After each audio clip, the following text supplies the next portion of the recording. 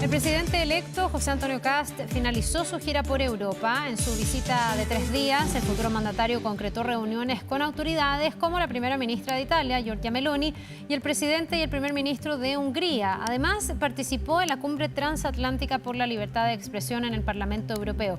Vamos a conversar más acerca del alcance de esta gira. Para esto vamos a tomar contacto con Guillermo Holzmann, analista político y académico de la Universidad de Valparaíso. Muchísimas gracias por estar con nosotros, Guillermo. Bienvenido. ¿Qué tal, Carla? Un agrado saludarte. A ver, ¿cómo estás decodificando tú, interpretando esta gira que ha tenido el presidente electo, que ha tenido algunas críticas aquí en nuestro país? No, sin lugar a duda que sí. Un presidente electo siempre va, con las acciones que hace, va dándole configuración también a la oposición que tendrá una vez que asuma el poder. Pero en concreto, la gira que ha hecho el presidente electo, José Antonio Kast, vienen, yo diría, a suplir su poca experiencia en el ámbito de política exterior. Lo ha hecho en términos directos y personales, conociendo a líderes que son de su línea ideológica o que están dentro de ese espacio que se comparte desde el punto de vista del conservadurismo particularmente, pero también desde el punto de vista económico. Su interés primero por tener una interacción directa con los presidentes o con los líderes políticos de América del Sur, en el caso de Perú, de Bolivia, en el mismo caso de Colombia, por ejemplo, de Ecuador, de El Salvador, son elementos relevantes porque van orientados a lo que es la emergencia que él ha planteado como el eje de su gobierno a contar del 11 de marzo. En el caso de Europa es conocer no solamente a los líderes que hoy día son relevantes en la agenda política europea, sino que también ir consolidando una relación muy directa con países que mantienen un intercambio en lo político, en temas de seguridad, económicos, de mucha relevancia para Chile. Y también le permite a él ir conociendo cuál es la temperatura que hay a nivel global con toda la disrupción que hay en el sistema internacional. Recordemos que hoy día todos estamos conscientes de que los organismos internacionales tienen poca incidencia en el rumbo que toman las relaciones políticas y económicas a nivel global y por lo tanto la relación directa de los mandatarios pasa a ser relevante, particularmente para un país como Chile, que siendo pequeño tiene una alta interdependencia a nivel global y es muy respetado también en el sistema diplomático mundial. Ya, a lo mejor todo eso sería aplicable a todas las giras o todos los viajes internacionales que haga el presidente electo, en el sentido de ganar, no sé, experiencia, generar vínculos, tender puentes, diálogo con otros países. El tema es que esta gira en particular, la de Europa, ha estado marcada primero por su alocución en esta cumbre por la libertad de expresión, que era con puros referentes y figuras de las derechas más conservadoras del mundo. Eso acá hizo que muchos vieran que él reflotaba de alguna manera al Kast de la primera campaña presidencial y que volviera a instalar la idea de la batalla cultural. ¿Tú estás de acuerdo con aquello? Porque eso, algunos dicen, le puede abrir un flanco, obviamente con la izquierda, porque son miradas distintas del mundo, ¿no? Son miradas encontradas, pero también un flanco dentro de la propia derecha. ¿Cómo miras tú este aspecto? A ver, yo creo que hay que escuchar bien lo que él dijo. Efectivamente, él retoma todo lo que es su crítica al feminismo, al indigenismo, a la diversidad, pero en cada una de las formas en que lo dice le agregó un epíteto adicional, que en todos ellos coincide que él está en contra de todo lo que es el feminismo, indigenismo, etcétera, radical o que sea, que esté en los extremos. Y eso fue bastante claro, lamentablemente, probablemente, la forma en que lo dice, se destaca mucho más la palabra principal, pero no la adicional que define que él está en contra de esas minorías extremas que consideran que, siendo minorías intensas, pueden imponer un tipo de agenda. Creo que va a tener que dar explicaciones sobre eso. Le ha dado un espacio, sin lugar a dudas, a la oposición y particularmente a la izquierda progresista en particular, para poder colocar este tema como un elemento central de la crítica que va a tener el presidente Kast cuando asuma el 11 de marzo, en términos de qué tan intenso, tan amplio y profundo puede ser su visión conservadora respecto a todo ello, y eso va a tener un impacto, sin lugar a dudas, en el Ministerio de la Mujer, quien asume como ministra, y probablemente también en otros ministerios. Claro, donde ya surgieron críticas de antemano, digamos, apenas se supo de su nombramiento. Ahora, ¿le conviene o no le conviene, en el fondo, también para lo que va a tener que llevar adelante el presidente electo, pensando en que necesita aunar apoyos? Da la impresión de que él fue bien estratégico en campaña al dejar relegados a un segundo plano en todos estos temas y centrarse en el tema de la seguridad, de la economía, que pueden ser temas que son de mayor consenso con todas las fuerzas políticas. Pareciera ser que la agenda cultural, esta idea anti-izquierda, anti-woke, pudiera dificultar un poco más el diálogo con esos sectores, pero que también puede ser un efecto de división en la derecha y centro-derecha, porque ahí no hay miradas tan consensuadas. Hay corrientes que son más liberales y hay una derecha que hoy día ha salido más a la derecha de la que representa Kast. Bueno, yo creo que José Antonio Kast va a tener el desafío de ver cómo administra la emergencia de su gobierno en torno a los ejes que ya conocemos, cómo administra lo que es la negociación ideológica al interior de una derecha que le hace falta mayor contenido ideológico, y cómo administra el país en términos estratégicos respecto a lo que está pasando en el mundo, el impacto que tiene en Chile y la forma de tomar decisiones en términos de política exterior y economía.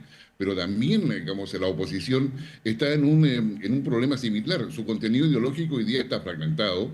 Su mayor posibilidad de poder enfrentar a Kast es irse a esas minorías intensas o a esos temas que no son, que estando en la agenda pública, al asumirlos desde un extremo, en definitiva, se transforman en una suerte, digamos, de bandera de lucha permanente.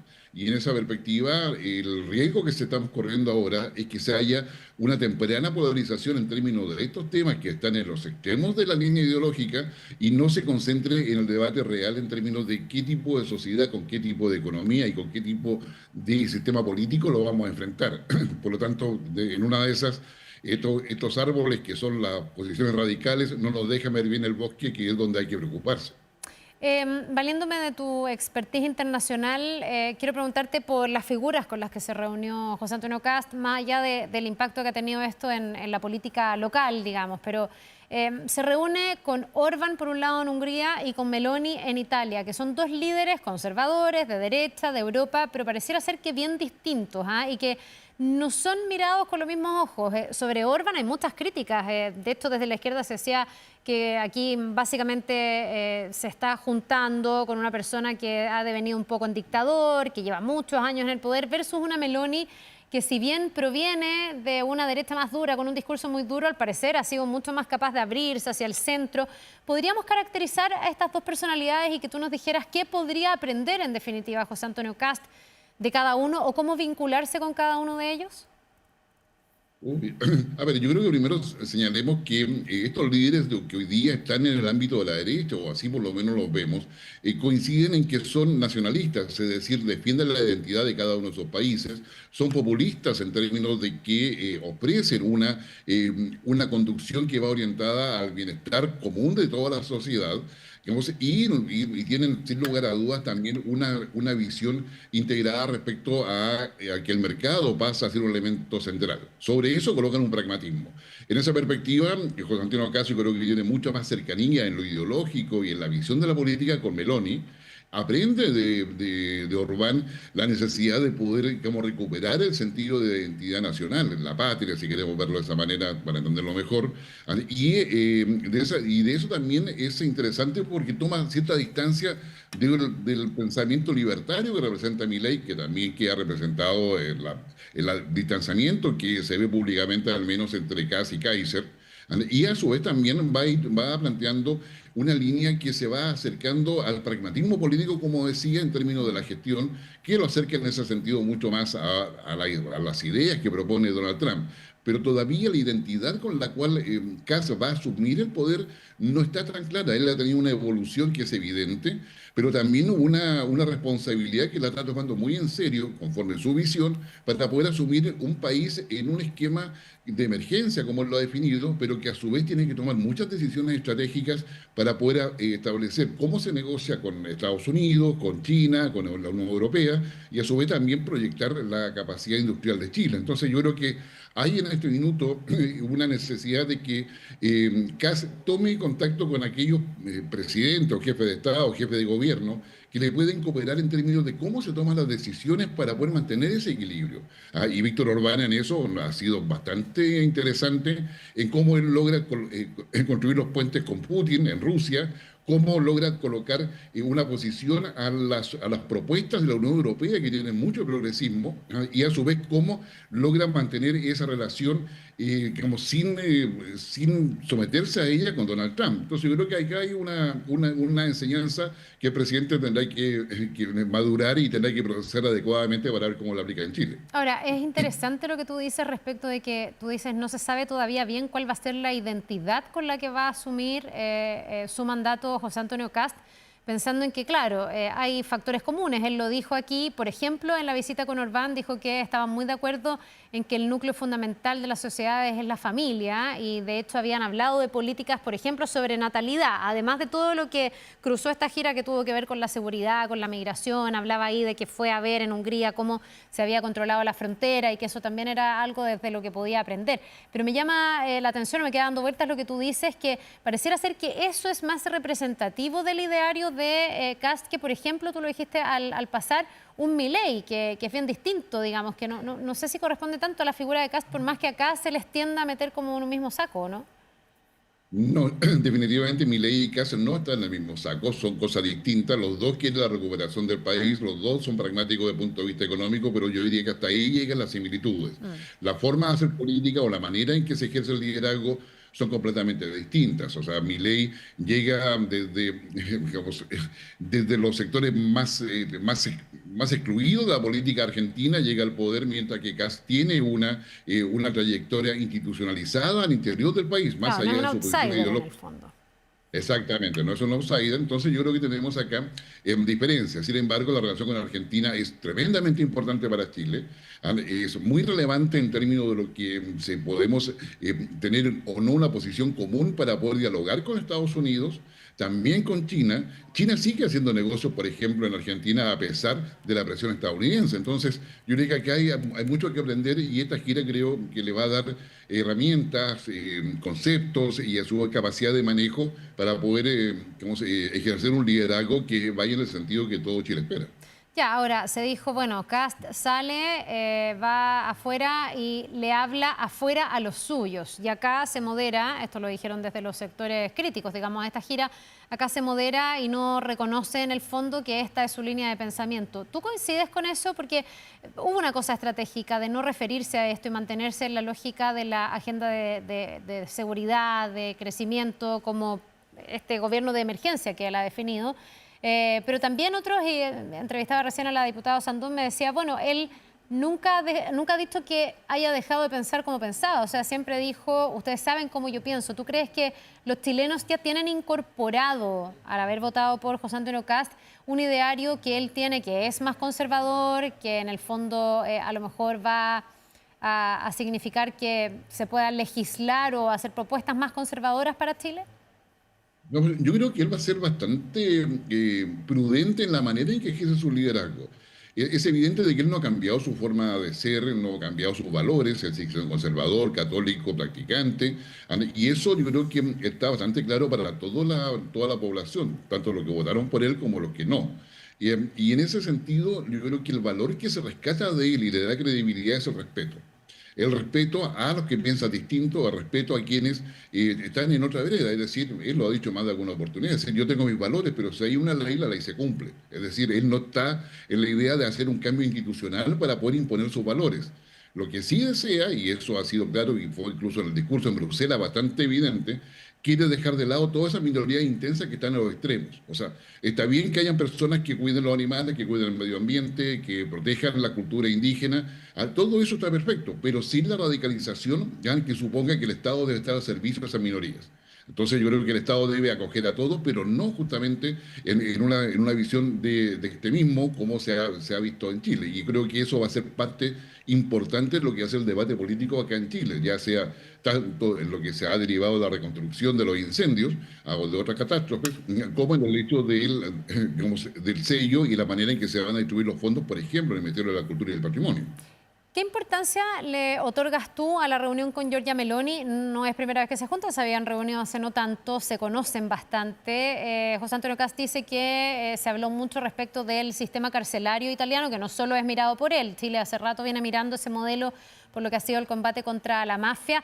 ¿Qué relevancia tiene? Porque Giorgia Meloni, estamos hablando hoy día de quien es indicada como la mujer más poderosa de Europa, tiene un perfil bien alto, digamos, ha sido capaz de posicionarse muy bien y pareciera ser que se va a convertir en una de las aliadas relevantes para José Antonio Kast. Sí, va a ser, digamos, relevante hasta que no cambie el gobierno, yo diría, en España, pero digamos, Italia en este minuto va a ser, yo diría, un socio importante. Lo ha sido, no solamente en términos industriales, no en términos de transferencia tecnológica, para poder empezar por lo más técnico tal vez, o económico, sino que también en términos de seguridad. Las capacidades que tiene Italia en términos policiales, en términos de gendarmería, pensando en las cárceles, en términos de inteligencia, han sido muy relevantes para Chile para poder no solamente conformar los grupos de tarea que hoy día funcionan en Chile y que logran la coordinación entre fiscalía, entre aduanas, la PDI, carabineros, ahí, digamos, impuestos internos, y que permiten la persecución del crimen organizado. Italia tiene una experiencia en la persecución del crimen organizado, como también la tuvo antes que en la lucha contra el terrorismo específicamente, que hoy día para Chile es muy relevante y yo diría es buena noticia que esté consolidando esa relación, porque esa relación no solamente va a ser bilateral, sino que se va a imponer a través tanto de Europol como de Interpol, que es lo que se ha beneficiado y de donde viene la fiscal que va a ejercer, ¿no es cierto?, como ministra de Seguridad y que era fiscal en Antofagasta y que fue la que permitió la captura de esta mafia china, por ejemplo. Claro, María Trinidad Steiner. Ya, y para cerrar, Guillermo, entonces con todo lo que ha pasado a raíz de esta gira y esta semana, esta visita a Europa, las críticas acá, las dudas respecto de si se retoma o no la agenda cultural, ¿tú ves que es una buena gira, que le ha hecho bien al presidente electo, que le ha sumado a este periodo anterior a cuando él ya asuma el poder? Sí, yo creo que ha sido una buena gira, él ha recogido experiencia, pero también ha evitado estar en Chile y ha evitado las polémicas acá en Chile. Yo creo que acá la política se ve en un metro cuadrado solamente y él está ahora en el extranjero capturando. Esto le permite que el espacio que tenga el presidente Boris lo pueda aprovechar mejor, pero a su vez también él está haciendo algo inédito, que es una actividad prepresidencia, por decirlo de alguna manera, bastante activa en el sistema internacional que debiera tener resultados a contar del 11 de marzo y resultados que sean positivos. Ahora, también está dejando en evidencia, está buscando, como decíamos, la identidad de su gobierno, pero también le está dando también los elementos para que la oposición empiece a organizarse y busque el punto de cohesión, más allá de que se haya postulado a Michelle Bachelet como secretaria general de Naciones Unidas. Bien, pues Guillermo Holzman, analista político y académico de la Universidad de Valparaíso, muchas gracias por habernos acompañado esta mañana. Que te vaya muy bien. Realmente, para ti, Carla. Buen fin de semana.